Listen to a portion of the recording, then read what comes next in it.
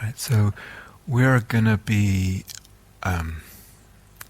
unfolding something like that. What we mean by this word eros and how it works and that whole exploration. We're going to be unfolding that gradually over the week. Let me say something now about image, because as you'll see, those two are intimately connected. They involve each other. So I'll just say a little bit, and then we're going to do a guided meditation. But so when we use the word image, we mean an imaginal image. Okay, by which we don't just mean, in other words, by the word image, we don't just mean the use of the imagination. Okay, even if there's mindfulness. So I can mindfully imagine what Jane is going to cook me for tea later on. I don't know what that is. It may or may not be imaginal. Okay. Neither is when we use the word image. So we won't prefix it by imaginal image. When we say image, we mean here in this retreat we mean imaginal image. Okay. We don't just mean something intrapsychic either. So, the imaginal might be it's a way of perceiving. Catherine had a lovely turn of phrase there. I can't remember what it was, but we can perceive this moment imaginally. This room, this togetherness, this speaking, this hearing imaginally. So it's not just something that happens in here, it's something that happens in relationship, in the world, with others, with oneself, sure, intrapsychically, but also extra-psychically, if those words even really refer to anything. We'll come back to that. Neither is an image just something visual. So again, in our language, in English, we tend to think image and people think, oh, this must be something visual. When we're doing imaginal practice meditation, we want to be sensitive, receptive, attuned to what is the primary sense of this image that I'm working with. It may be aural, it may be kinesthetic, it may be through the tongue. You understand? So it's not, I'm repeating what you guys should already know, but it's not primarily visual. Okay? Now, for example, we have metta practice, which you'll all be pretty familiar with, I imagine, and very common in metta practice. Some way or another, we imagine someone or other, and we usually imagine giving metta to this person, or occasionally we imagine receiving metta from that person. That may or may not be imaginal. It certainly uses the imagination, may or may not be imaginal. So when we say an imaginal figure or an image, it doesn't, for instance, just refer to someone who maybe represents metta to you. So my lovely kind grandma or whatever it is. Or someone who you use for metta to kind of kickstart that, or use as a platform for metta to come into your heart, into your intention. Okay, that's all great, it's wonderful, and it's a skillful use of the imagination. It may or may not be imaginal. So an imaginal figure, an imaginal being, could be a person, could be an animal, could be could be a tree, could be something that we don't even consider a figure or a being, could be a sense of music, could be it's really broad, and they may, that imaginal thing, may serve the function as part of what it does of supporting metta and opening metta, but it's more than that. There's more than that involved in the imaginal. It's more than the heart. More than the heart. Yeah, so metta involves the heart. The heart is involved in the imaginal, but the soul is involved in what's imaginal. There is too, with an imaginal figure, an imaginal being, an imaginal other, there is a sense that something is resonate. There are resonances in the soul, resonances of meaningfulness. They're complex. They're not just purely simple, usually. So that the whole soul is stirred, is vibrating in complex, multifaceted ways. Yeah, this is characteristic of an image. The imaginal figure also has a kind of quality of unfathomability. It's as if I can't kind of capture them or exhaust what they mean to me. The meaningfulness surpasses what can be captured in words or in a simplistic formula. This is making sense, yeah? Yeah. There's a mystery to them. They're mysterious. There's a bottomless mystery to this, to an imaginal figure. As I said, soul resonances, meaningfulness. They have, and this is something we notice more and more with an imaginal figure. So it's not like you have to create this or anything, but you will notice with any imaginal thing, it has dimensionality. It's not just flat, just what it seems to be on the surface. There seem to be kind of layers to it, if you like, dimensions, depths. And eventually we start to notice with the imaginal figure there's a quality of divinity or sacredness. Now what that could mean is hugely wide. The manifestations of sacredness, the kinds of sacredness, what sacredness looks and feels like is really, really wide. Beauty as well. And again, what that word means, it's not small, it's really, really wide. Beauty may be what most people in the world consider horrific and ugly and dark, etc. It's beautiful to your soul, and that's part of a characteristic of the imaginal. An imaginal being, an imaginal thing, an imaginal figure also has a kind of autonomy, as very much related to what Catherine was talking about, the otherness. It's as if they exist, we see, they don't exist independent of me, but it's as if I can feel that they have this independent existence, this autonomy, as if I'm really in contact with another being who is independent of me. And we are interested in them. So it's like there's something deeply interesting about them.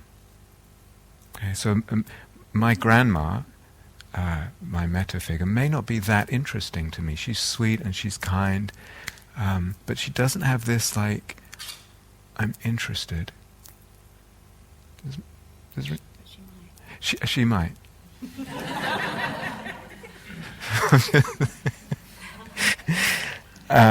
Reverence is a lovely word I just found the other day. It comes from the Latin reverere, apparently, which means to be in awe of.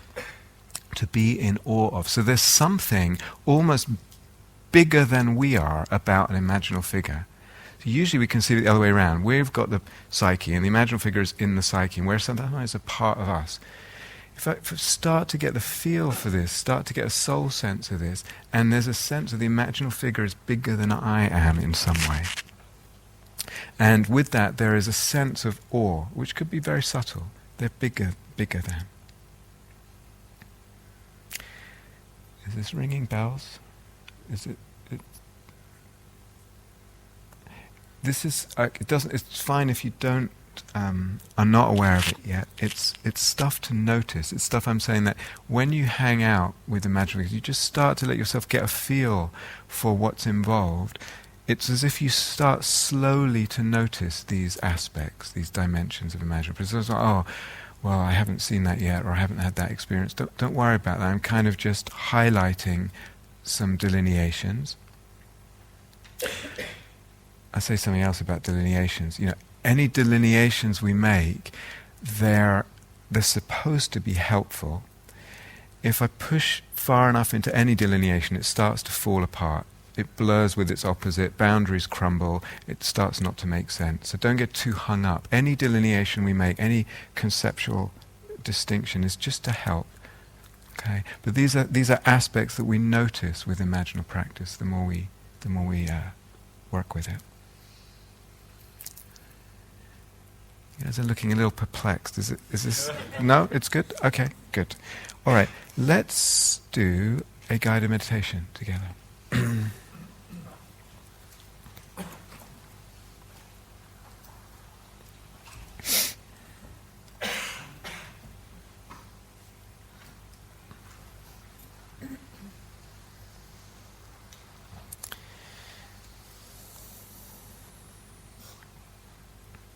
So just taking a few moments to settle into a posture that's comfortable for you.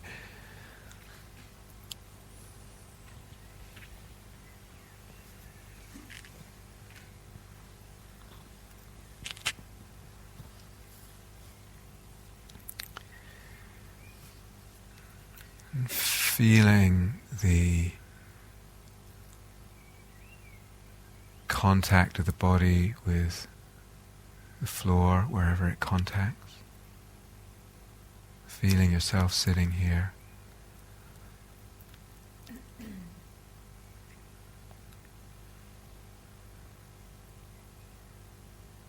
Let's take a little time just tuning in, opening to, becoming sensitive to the energy body. As Catherine described this morning, just opening that awareness, stretching it, expanding it over the space of the physical body, permeating that space a little bit wider.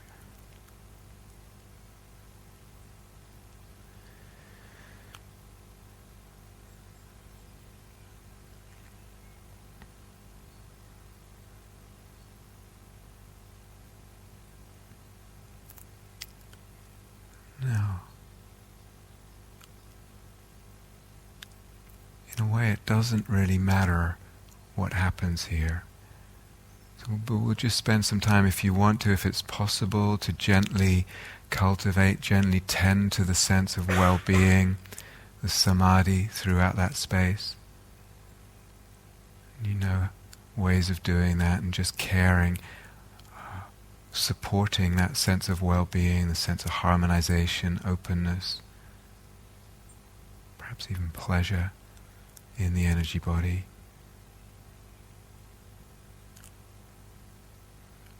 So it could be that, or it could be, because sometimes, as Catherine said, sometimes that's just not possible, and what's happening is something that doesn't feel so harmonized or aligned, and maybe even some difficult emotions.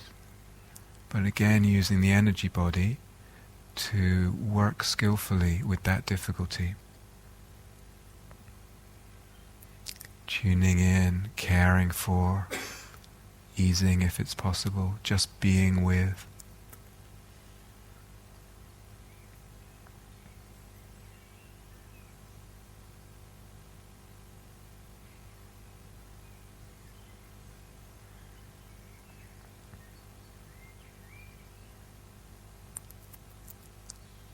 Either way, or a mixture.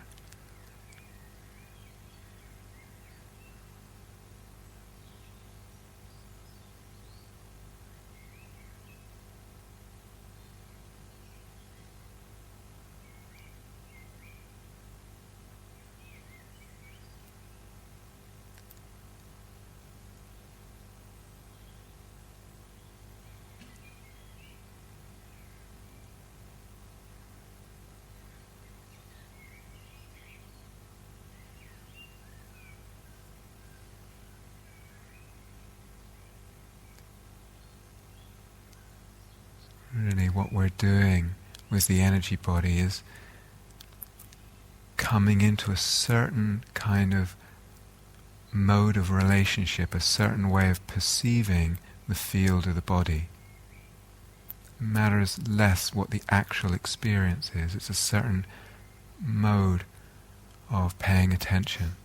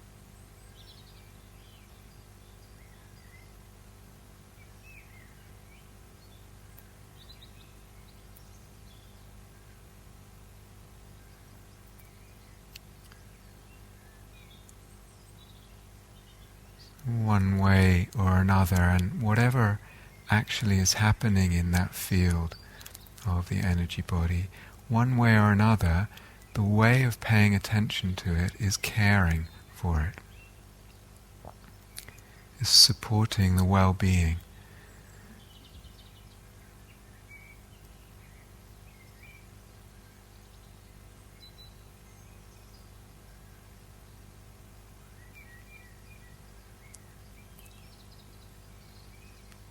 The awareness can be delicate, light, pervading, opening.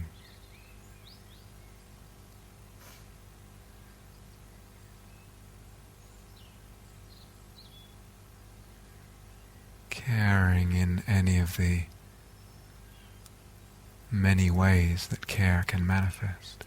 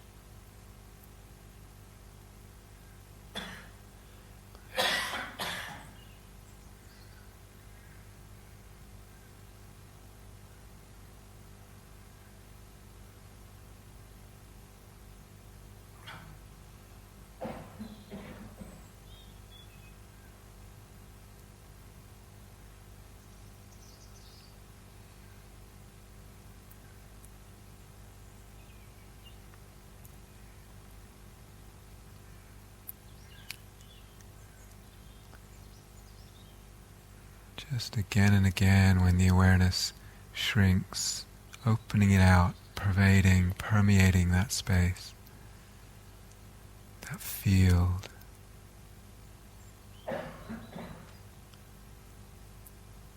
Sensitive, alive, attuned.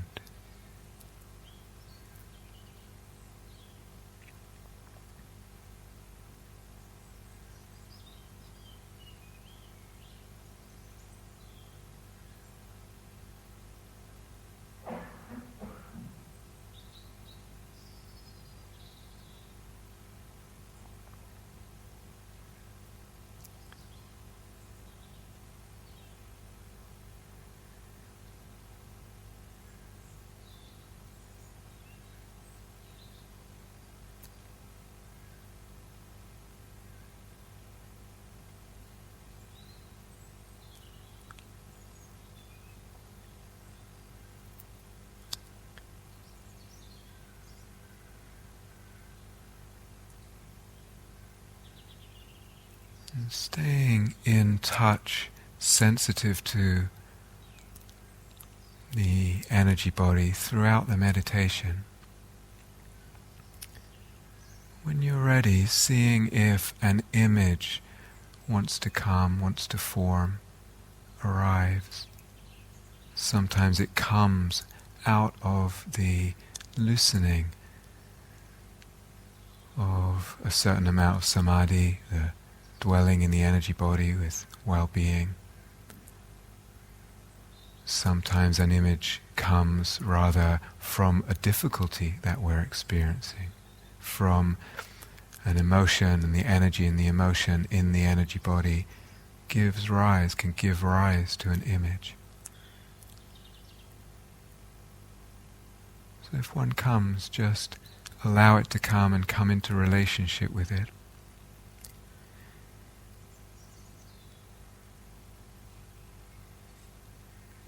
If it seems like nothing wants to come, then choose something. Just deliberately choose an image that has been an image for you in the past,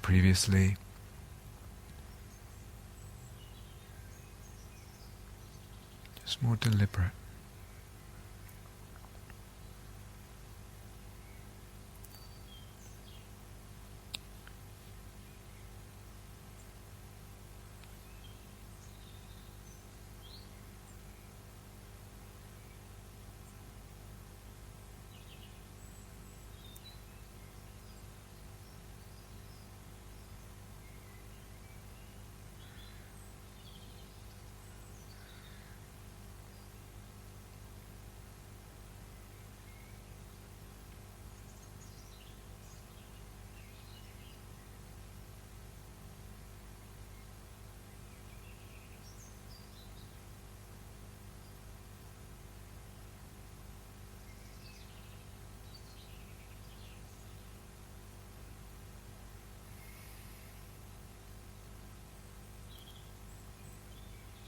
And you stay in touch with the energy body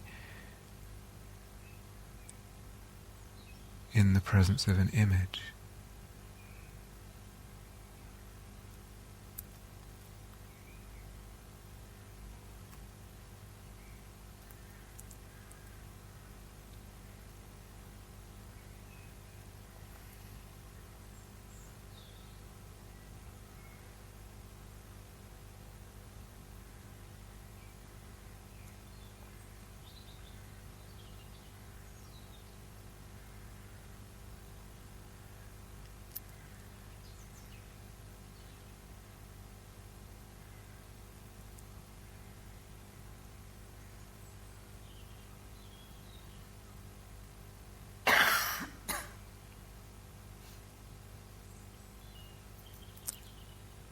The imaginal constellation may form itself in a number of ways. See what feels right, what feels like it fits, if you like. So maybe that you are in relationship with an imaginal figure. Maybe they're in front of you, maybe they're behind you or above, below, but there's a dyad there, you and this imaginal being of some sort in relationship.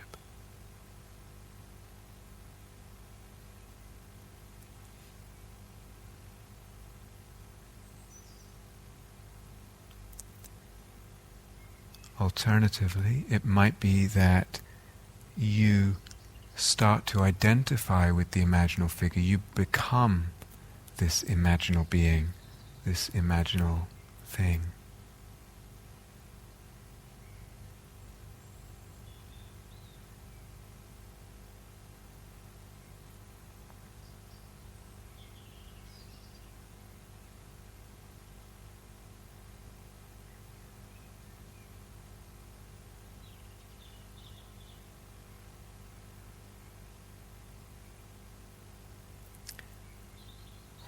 A third possibility is that you identify with or become this imaginal figure and, so to speak, enter them, take their place and look at you, look at who you usually take yourself to be in this existence.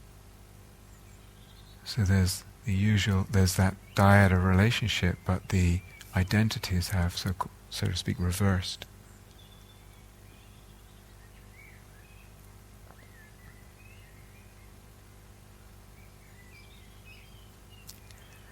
Or a fourth possibility is that you're just witnessing others. So it doesn't feel so much that you are involved in a dyad or a relationship there so much. You're witnessing something.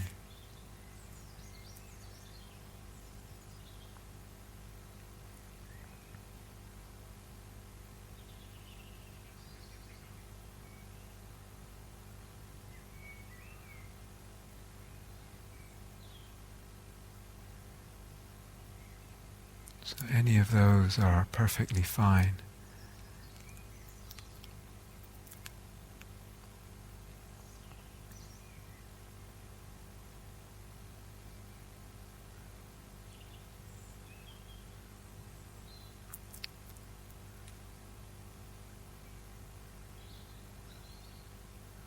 you can get a sense, see if you can get a sense without forcing or pressuring.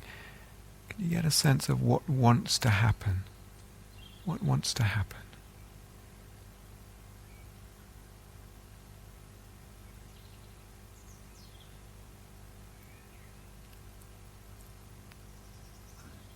Can you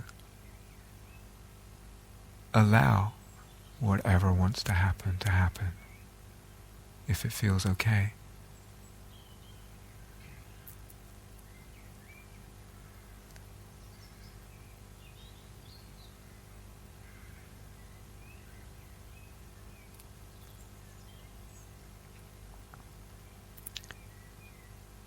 So perhaps there's a gazing between you and the imaginal figure.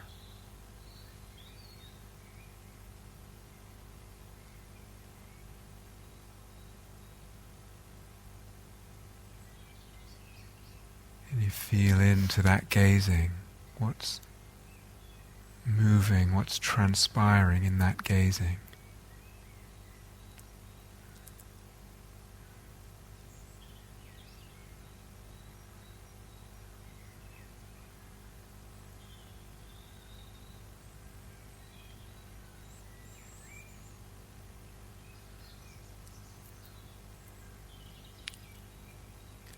Perhaps you or they are receiving something or other, somehow or other.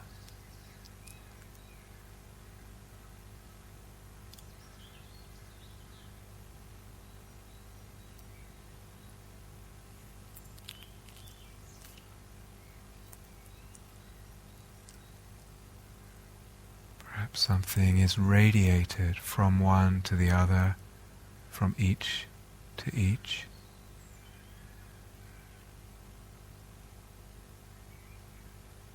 How do you know that if it is? How do you feel it? How do you sense it?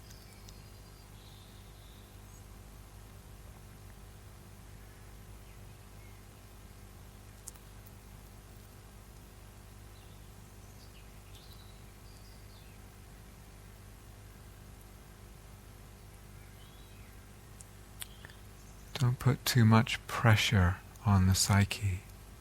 Very light looseness, light touch.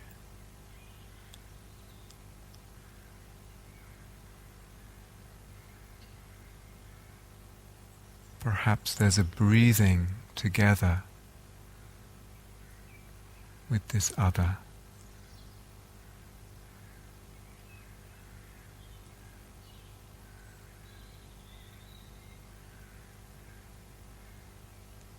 In rhythm with each other.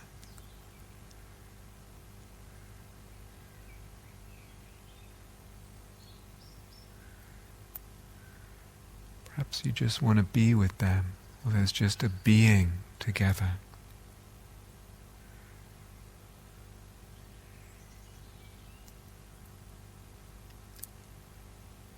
Or some kind of moving together, maybe dancing. Whatever.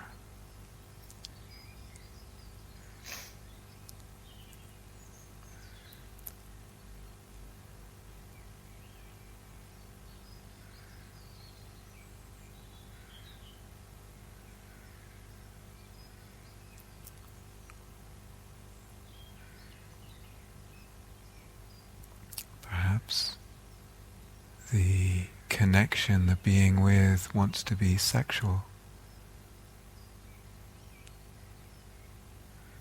Just see if that feels okay, and what that even means, what it looks like, what it feels like, how it manifests.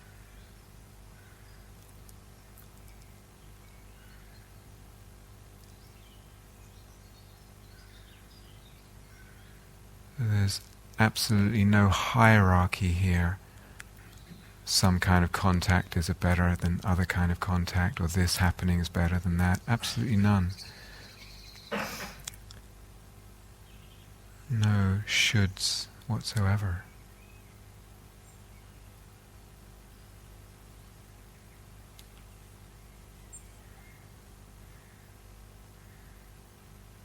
what wants to happen.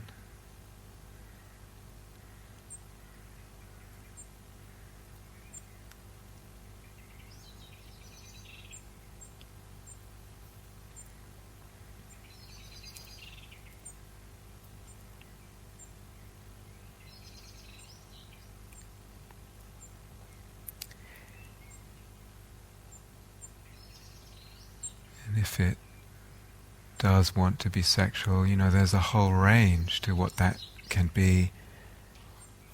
Could be very, very subtle, very gentle, very light. May not even involve touch. Or there might be a caress of some kind.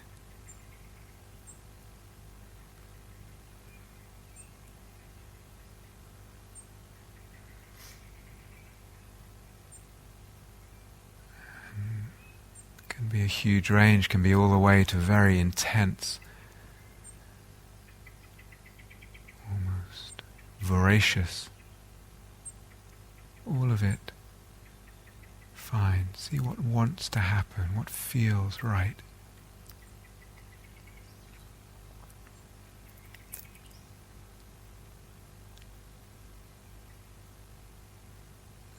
Always, just as much as possible, the mindfulness, the sensitivity, the attunement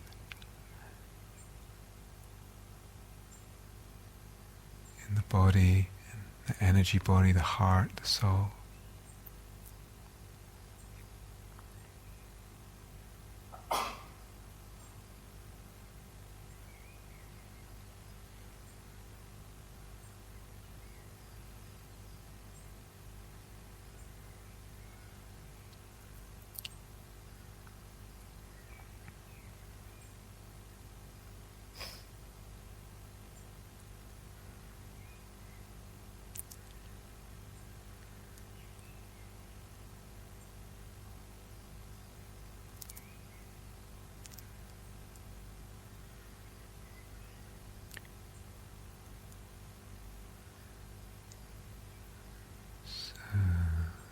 The realm of the imaginal is not constrained by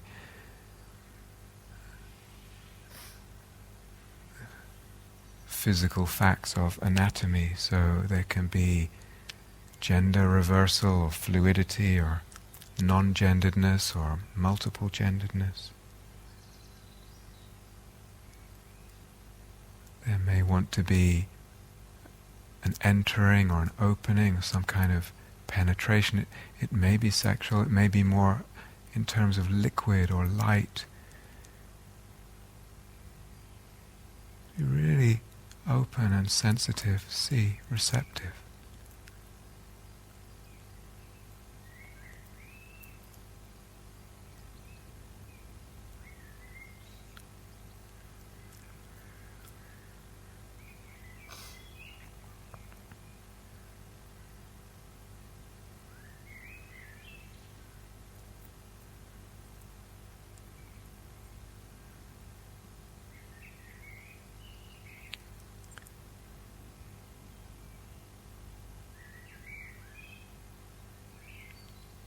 May be right to eat this being or be eaten by them.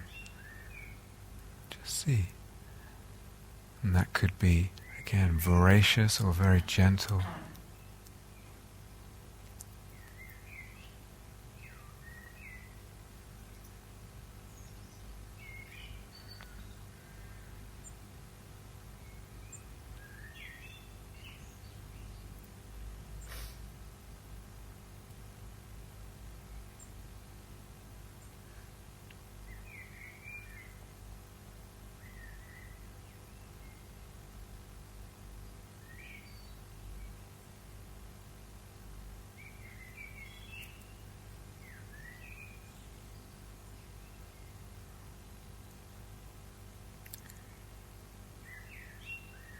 And it's completely fine to be deliberate and just make a choice to try something. Just check that it feels soul-making. It's your navigation that you're on the right track. So deliberate or not deliberate is less important.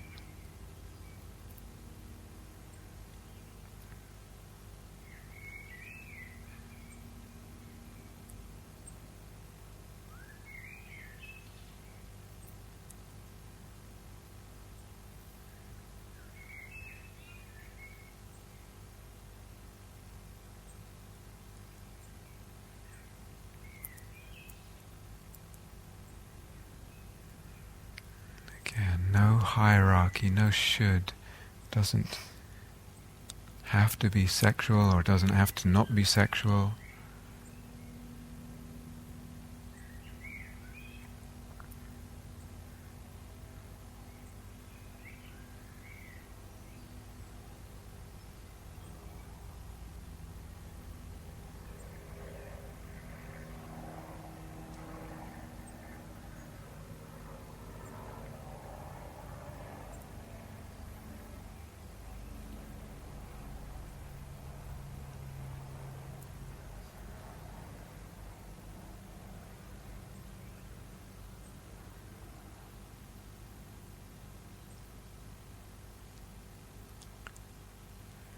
And see in the openness, in the playfulness, in the sensitivity, if you can get a sense of what the primary sense modality of the image is. Let that lead.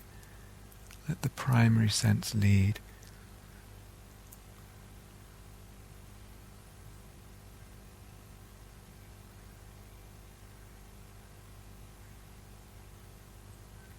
Or what element may seem primary, liquid or space or earthiness or light.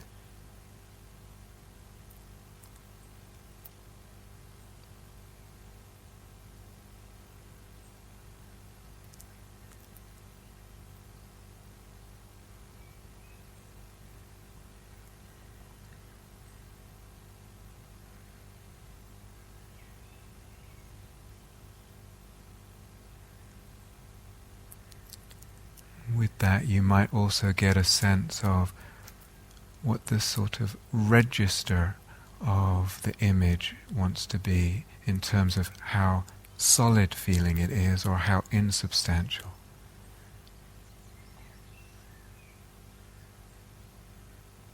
You might find that the image has a kind of intrinsic wavelength to it. It wants to be, for instance, very substantial or very earthy and solid. Or you might just want to play with that a little bit and see what happens.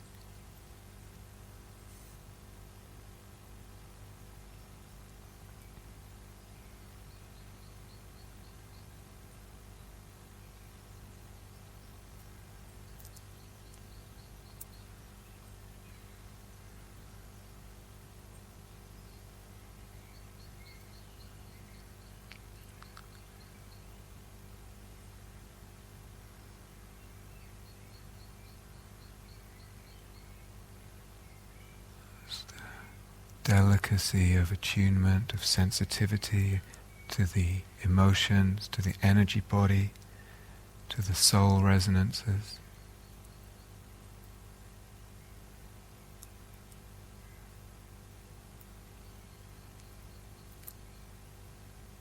Playfulness and delicacy of attunement. And with that, letting yourself linger, participate in this relationship or this witnessing. Linger.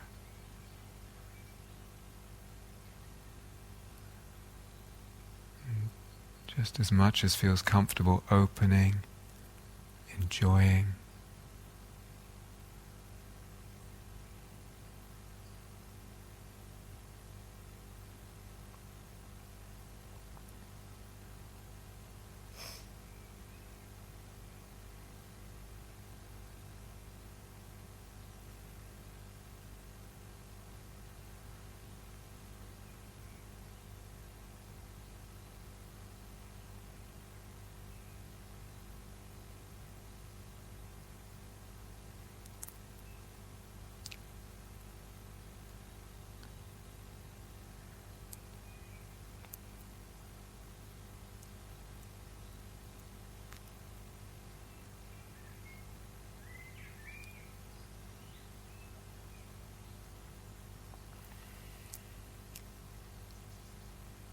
Staying with the image, and what do you notice in the energy body?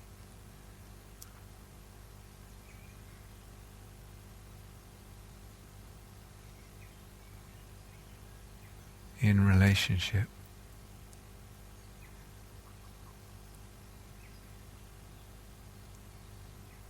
So there's how the energy body feels. There might also be an image of your body. What is the image of your body in relationship?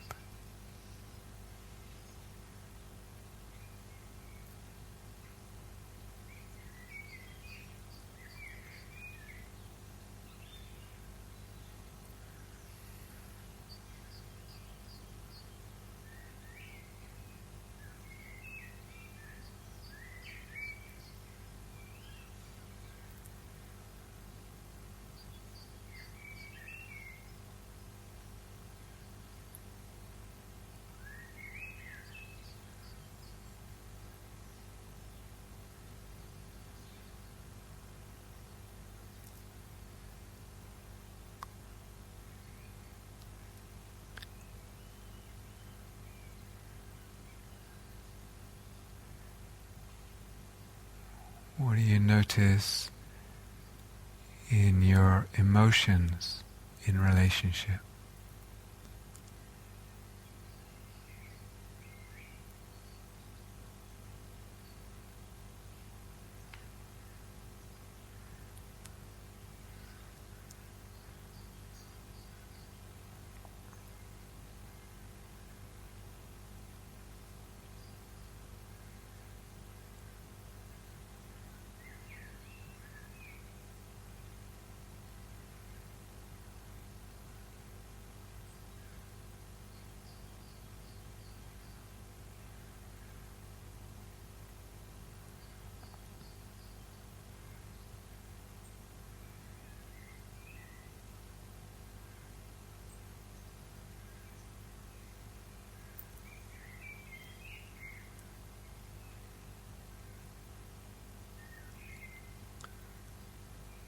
What do you notice in the relationship?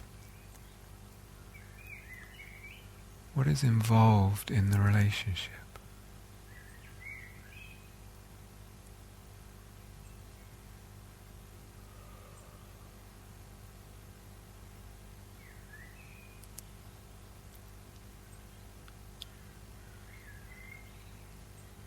Is there love there? Is that something you notice? Perhaps from you to this image, perhaps from this image to you.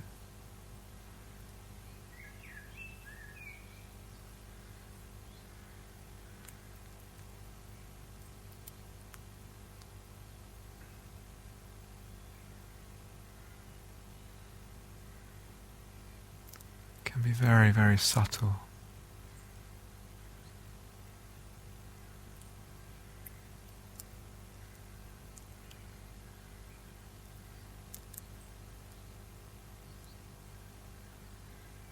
Is there perhaps reverence?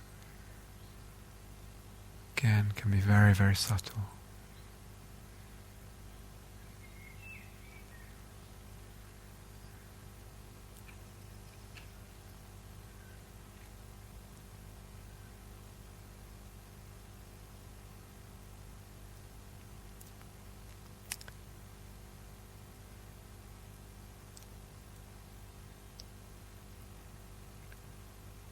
Is there some kind of wanting that you notice? And again, that can be very subtle too, or more obvious.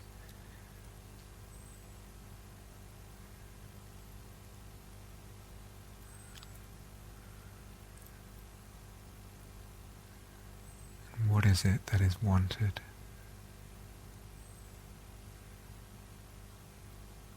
And how?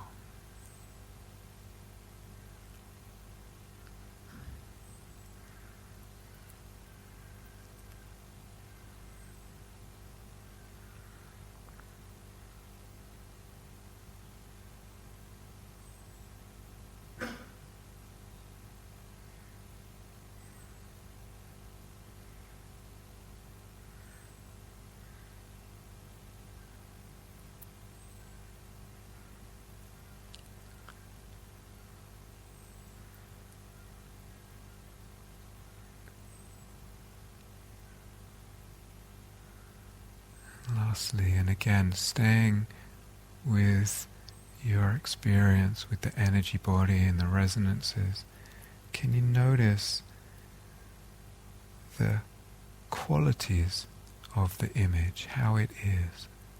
What do you notice there in relationship?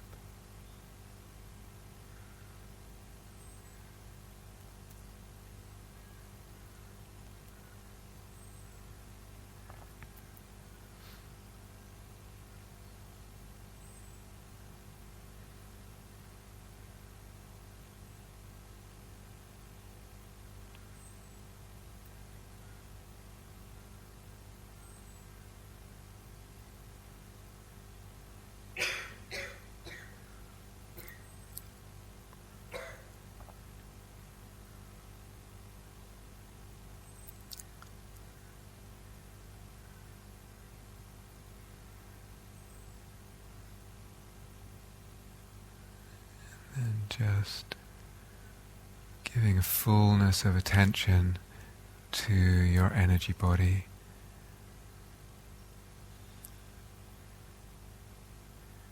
Sensitive to that space.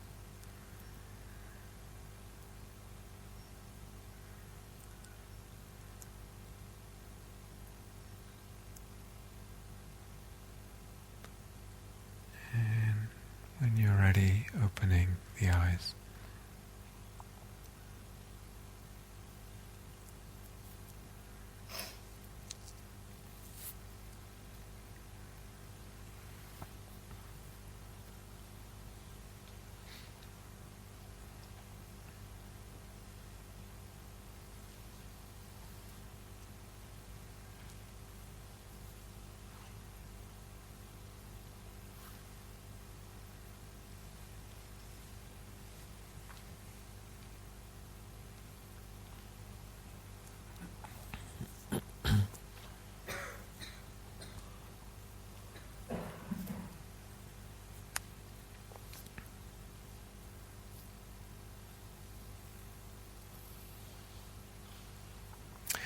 So, how do you choose an image? How do you choose an imaginal being, figure, for this kind of thing? Well, in a lot of ways we could say they choose us. Soul gives us an image. We could say that. We could say the image itself, as I said, has an autonomy, seeks you out. Or at the same time, we can deliberately choose. We choose an image. So, as I said, something that's worked before, or a dream image, or etc. So both in terms of practicalities, sometimes we just receive an image, and you can wait for it to come to you. But also in terms of practicalities, you can just make a choice. That dream I had last night, or whatever it is, or this image that I know has worked for me before, you just make a choice. So practically, you can receive, or you can make a deliberate choice. Conceptually, they're actually less different than it might seem. We're going to hopefully talk about that. Seems like they're two different ideas, but what we're going to say is that in this whole realm of soul-making work, we discover and we create, in some kind of word that we don't have in English, where we discover/create. The distinction between subject and object and agency is blurred. There's an amalgam. So I discover the image is revealed to me. I also know that I create the image, both. So practically speaking, either way is fine. Conceptually, there's something a little more interesting going on. Now, you can start anywhere in this kind of practice. You could, as I said, start with a dream image that has made an impact on you and just recall that and work with that. It could be that, as I said, a previous image that has worked for you and been potent, has that kind of imaginal quality, something that you remember from before. It could be in our lives, actually it is in our lives, the case that there are people, human beings, flesh and blood people, who are images for us. You can choose one of those. There's a person. And why? Because I said there's no distinction here between intrapsychic and extrapsychic. That person is an image for us. They are therefore an imaginal. So you can choose someone who's an actual person, if that feels okay for you. You can start with the mindfulness of the energy body, okay, and let that kind of guide you in if you want. You could start with developing the samadhi in the energy body, and that looseness, that sort of fluidity, liquidity of the energy body that comes with a little bit of samadhi makes the psyche a little bit more loose, and then the images can come. Also, when there's an emotional difficulty, there's enough energy in the emotional difficulty, if I can relate to it with the energy body, that it can give birth to images. Okay, so there's lots of different ways in. I have to care for that emotion. I have to come into contact with it, be mindful of it in the energy body, feel it, hold it, care for it, and then maybe it can give birth to an image. Some of you know emptiness practices. So again, they will, because they fabricate less, they create a bit more liquidity, and in that space of more looseness of the psyche, an image can be born. And sometimes something in the room right now, there is a thing, or the whole room, or the whole space I'm in, or the outside, life itself is image now in this moment. And you can go from that. Well, this thing in front of me, this tree, or this person, or myself sitting here in this room, is an image. It's already image. And you can go with that. Okay? I was going to say more, but it's already been too long, so we can pick it up another time. So this now will form another thread for our practice, working with images. Okay, so we've got the energy body, and exercise Catherine did this morning with the balances of the attention. But energy body in different ways, as you know, and an imaginal practice with an imaginal other. Yeah, forms so we have a couple of threads to play with, and you can be flexible moving between the two. Is that clear? Yeah. And we'll come back more to talking about all this and understanding how to work and what's going on and how can we understand it as we go on. Okay.